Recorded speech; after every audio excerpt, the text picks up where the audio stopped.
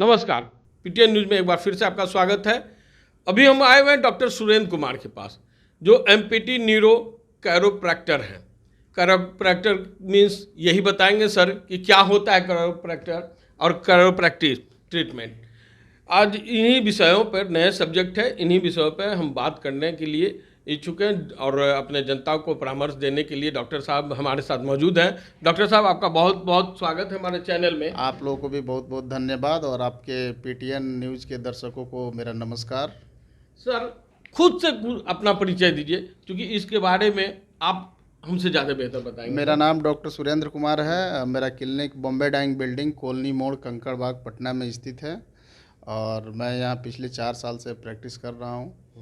और हम लोग बेसिकली हड्डी, नस, जोड़, रीढ़, मांसपेशियों संबंधी रोगों को देखते हैं।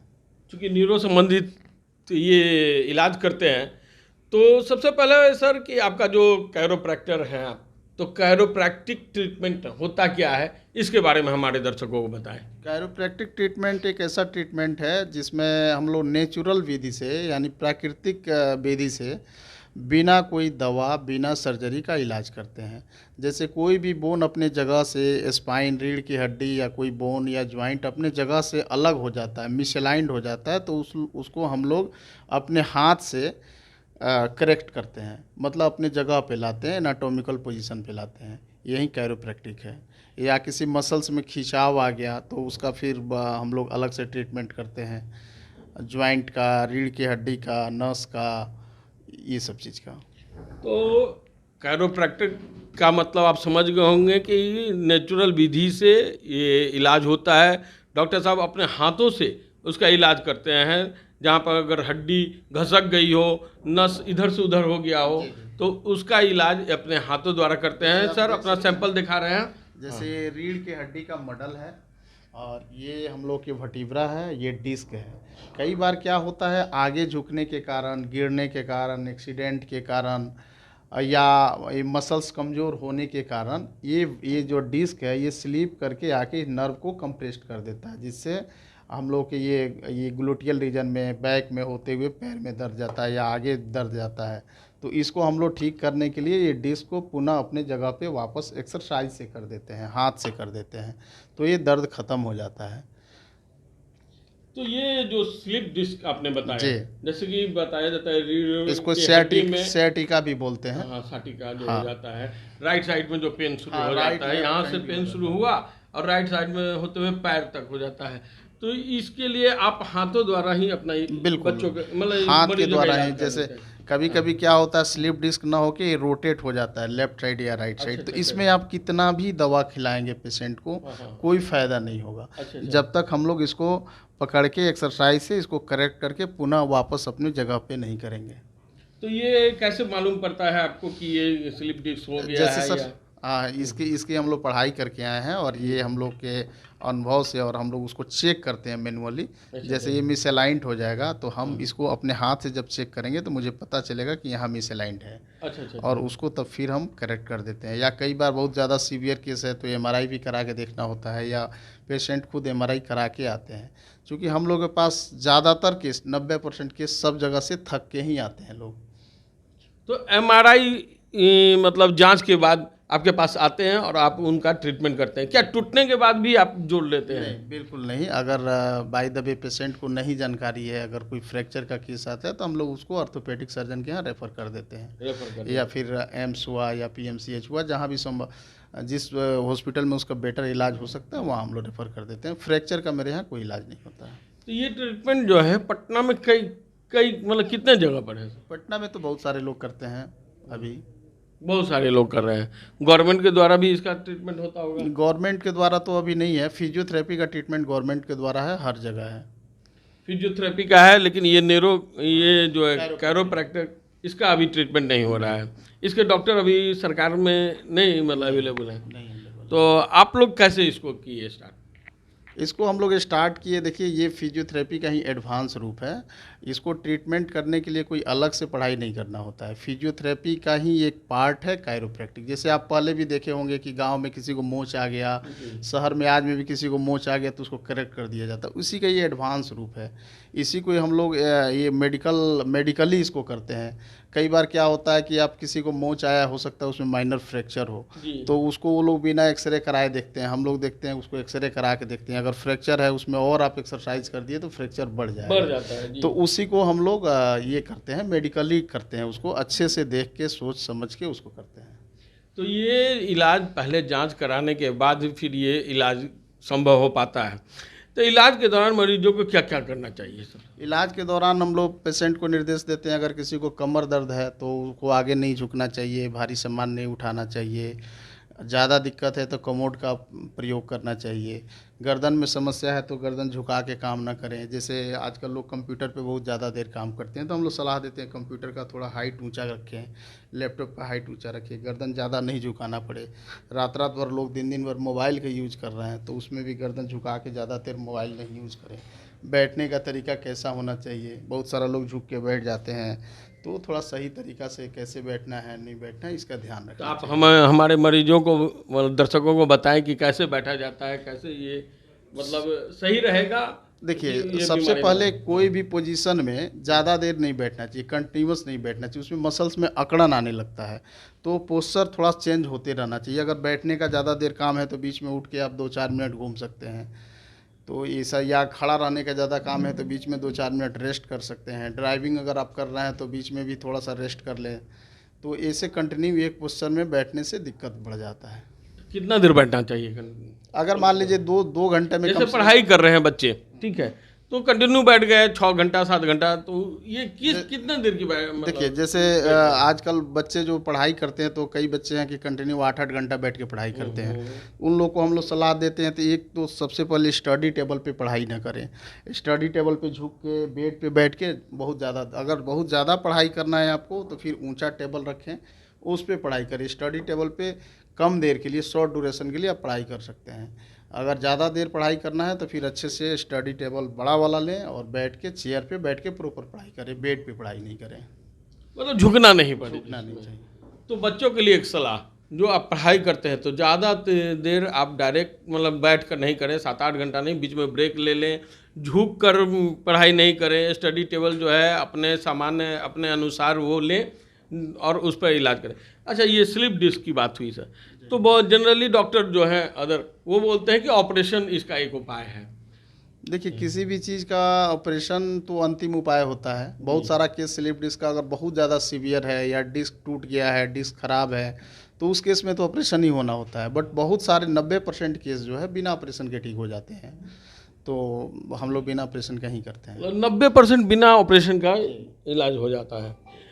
तो इलाज के बाद जो है कुछ खान पान में भी नहीं, खान पान से इसका कोई मतलब नहीं होता है। खान पान से कोई मतलब है, किसी पेशेंट का यूरिक एसिड बढ़ा हुआ है तो उन लोगों को हम लोग प्रोटीनियस डाइट हम लोग मना करते हैं कि नहीं खाएं या कम लें। तो इलाज के बाद फिर ये मतलब दोबारा रिपीट होता है या? हम लोग का इलाज यहाँ 5 दिन का चलता है और 5 दिन बाद 1 महीने बाद फिर से रिव्यू के लिए हम लोग पेशेंट को बुलाते हैं कि कितना ठीक हुआ, कुछ रह तो नहीं गया, या कैसे पेशेंट का लाइफ स्टाइल है, अब काम पे दोबारा वापस भेजना है नहीं भेजना है, ये सब जानने के लिए बताने के लिए हम लोग बुलाते हैं 1 महीना बाद। और बीच में अगर ज़रूरत होता है तो उन लोग को एक्सरसाइज भी बताते हैं होम बेस्ड, जो अपने घर पे पेशेंट आराम से कर सकते हैं। तो ये ट्रीटमेंट कितना दिन तक चलता है? दोबारा पेशेंट को बीमारी ना हो इसके लिए मसल्स को स्ट्रॉन्ग करना पड़ेगा, तो घर पे हम लोग एक्सरसाइज बताते हैं। क्योंकि कई बार होता है कि पेशेंट आया ठीक होके चला गया, 6 महीना साल भर आया कि सर फिर से भारी सामान उठा लिए, फिर से हो गया ऐसे। तो ये दोबारा ना हो इसके लिए हम लोग एक्सरसाइज बताते हैं ताकि आप घर पे करें और आप ठीक रहें। मेरे यहाँ जो ट्रीटमेंट है जनरली 5 दिन का होता है। जिसका प्रॉब्लम कम है 2 दिन 3 दिन का भी होता है, लेकिन ज़्यादा है तो 5 दिन का होता है। मैक्सिमम 5 दिन में ये ट्रीटमेंट ठीक हो जाता है, दोबारा रिपीट नहीं हो, इसके लिए महीना 2 महीना पर डॉक्टर साहब के पास आएँ और इलाज कराते हैं। तो यहाँ पर किस मतलब कहाँ कहाँ से पेशेंट आता है? मेरे पास तो पेशेंट इंडिया के लगभग हर स्टेट से आते हैं और विदेश से भी आते हैं, नेपाल से आते हैं, भूटान से आते हैं, श्रीलंका से, सऊदी से, अमन से। तो इतना आप फैल गए हैं। हाँ, 6-7 कंट्री से भी पेशेंट इंडिया के अलावा आ चुके हैं। मतलब 4 साल के दरमियान में 6-7 कंट्री से लोग आ गए आपके अभी पास। आप बाहर देख सकते हैं कितना भीड़ है। अभी 3-4 स्टेट के लोग तो भी बैठे होंगे, आप देखेंगे तो। है ना? जी। तो क्या खर्च पड़ता है इसमें, ये इलाज जो आप ट्रीटमेंट करते हैं?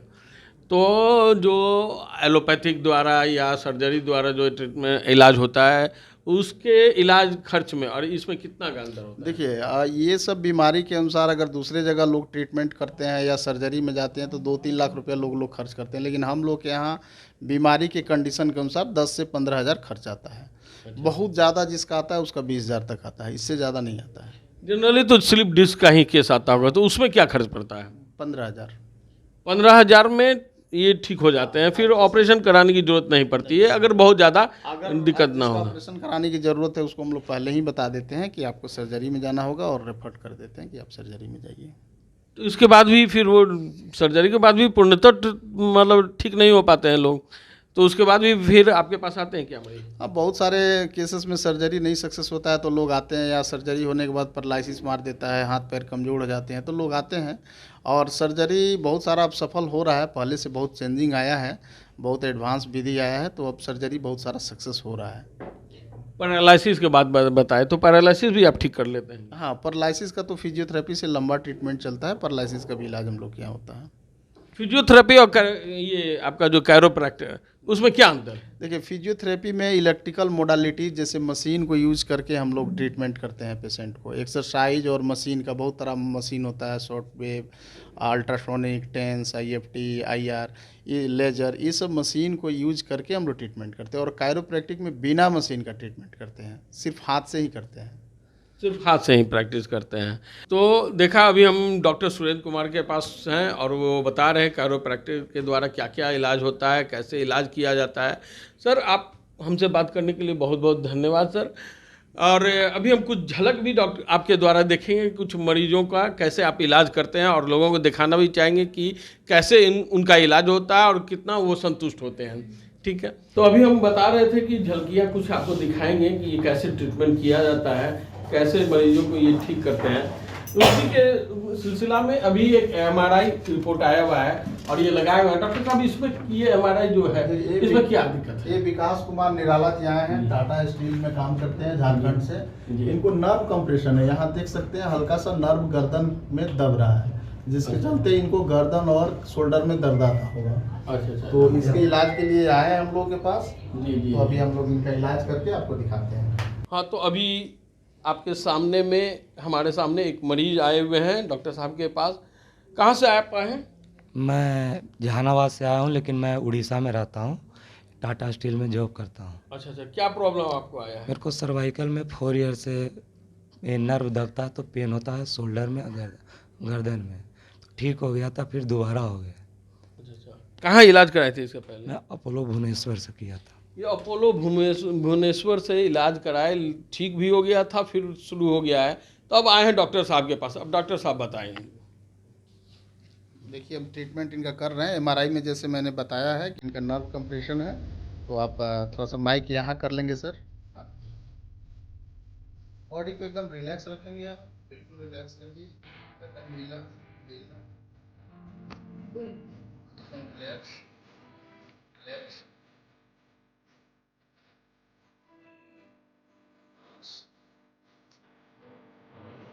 लंबा सांस छोड़ेंगे।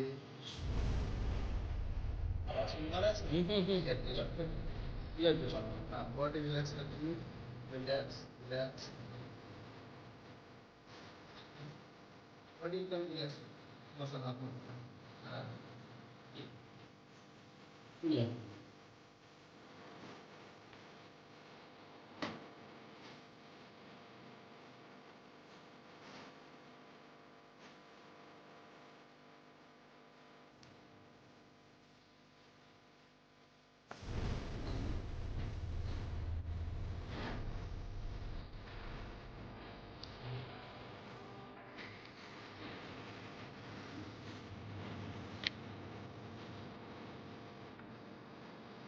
संभाषा सात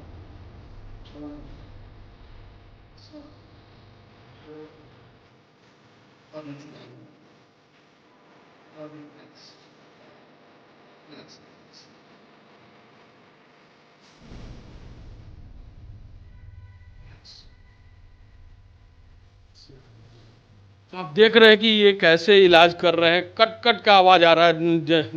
मतलब जनरली लोग सोचेंगे कि टूट रहा है क्या, लेकिन ये इनका इलाज हो रहा है। आप ये नहीं सोचेंगे कि आवाज़ से ये पेशेंट को दिक्कत हो रही है।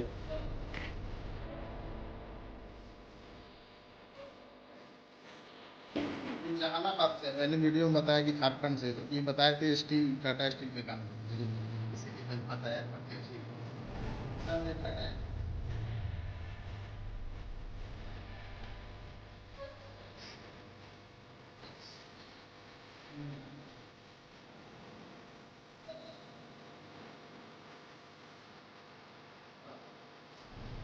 Body relax. Body relax. Full length cover है। मैंने सिर्फ इनका नेक का करके और शोल्डर का दिखाया है। मेरे को प्रॉब्लम गर्दन और कंधा में ही है, तो अभी आप देखेंगे, बताएंगे कैसा लगा। कैसा महसूस हो रहा है आपको? अभी अच्छा लग रहा है, रिलैक्स लग रहा रिलैक्स लग रहा है सही में? है। सही में डर नहीं लग रहा था कि कहीं क्रैक कर जाएगा? नहीं। नहीं ना। गर्दन ऊपर नीचे करके दिखाइए, तो दिखा। जहाँ पर पेन हो रहा था वहाँ पेन मेरे को शोल्डर में हो रहा था। तो अभी है कि नहीं? अभी कैसा है? दिखाएं। तो पहले पूरा जाता था, पेन जो हल्का हल्का नहीं हो रहा। तो देखिए अभी पहला ही ट्रीटमेंट है और ये रिलैक्स महसूस कर रहे हैं। इस तरह इनका अगर ये कितना दिन का होगा ये इलाज? जनरली इनका जैसा कंडीशन है 3 से 5 दिन। 3 से 5 दिन में ये पूर्णतः सही हो जाएंगे और चले जाएंगे, जो की दिक्कत नहीं होगी। ऐसे डॉक्टर आम दूसरे डॉक्टर के पास इलाज करा के ये थक गए थे, तब इनके पास आए हैं।